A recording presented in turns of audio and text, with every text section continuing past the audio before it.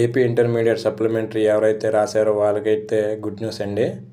మనకైతే వెరిఫికేషన్ ఫలితాలు తర్వాత రీకౌంటింగ్ ఫలితాలు అయితే విడుదల చేయడం అయితే జరిగింది.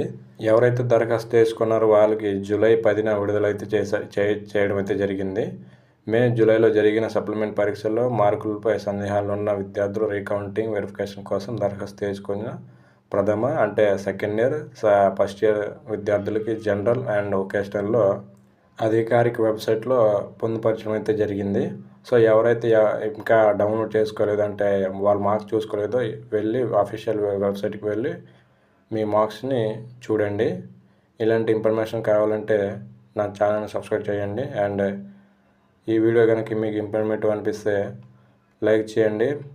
వీడియో కింద డిస్క్రిప్షన్లో నేను లింక్ అనేది పెట్టడం అయితే జరుగుతుంది. సో ఎవరికైనా ఇంట్రెస్ట్ ఉంటే వెళ్ళి చెక్ చేసుకోండి. Thank you for watching.